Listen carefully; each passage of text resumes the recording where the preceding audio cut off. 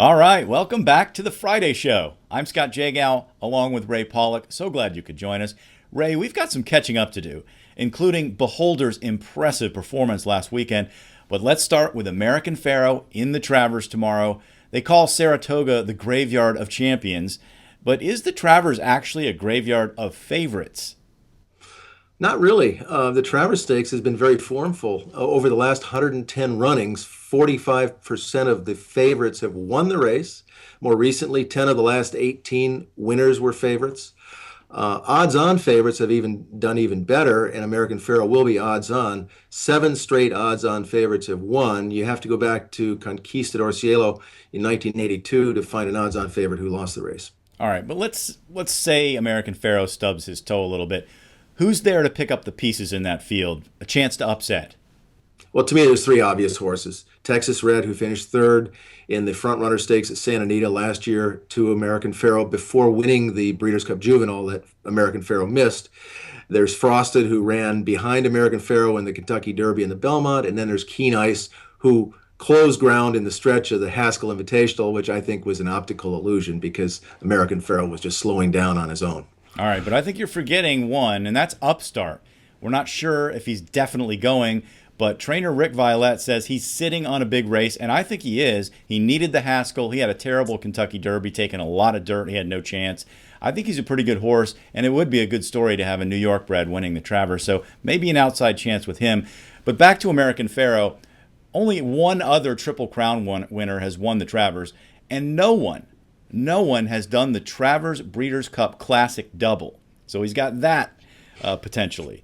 As soon as he crosses the finish line, assuming he wins, you know the debate's going to turn to where's he going next. But it's a tricky schedule there with 9 weeks until the Classic. Yeah, I think most people think, of course, we don't train the horse, but a lot of people think he's going to need another race in between the Travers this weekend and the Breeders' Cup in late October.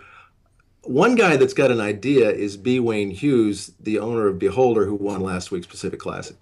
Well, I'd like to see American Pharoah show up at Santa Anita and then have a match race.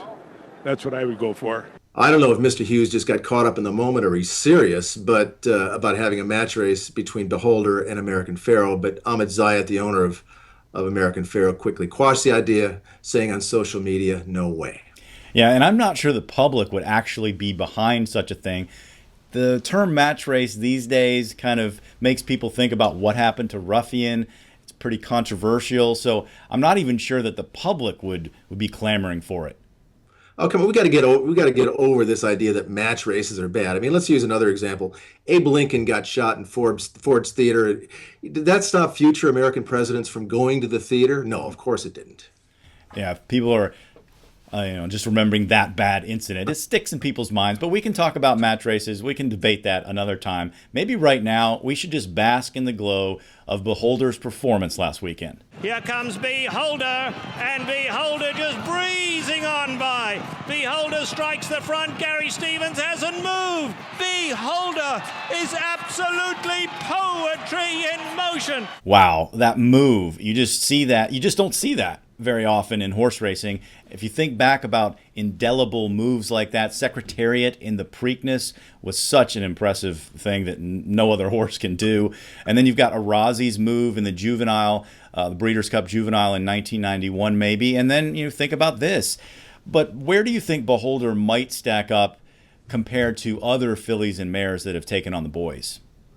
Well, we've had several just in the last decade, starting with Zenyatta twice. She won the Breeders' Cup Classic in 2009, beating Gio Ponti. A year later, she finished a close second to Blame in the Breeders' Cup Classic. At the beginning of that race, I thought she was going to be pulled up. You had Rachel Alexandra as a 3-year-old filly beating older males in the Woodward in 2009 and Havre de Grace in 2011, winning the Woodward over, not a great field, but she did it. Going back a little bit further, Lady Secret and Personal Ensign in the 1986 and 1988, Whitney at Saratoga. These are all great performances.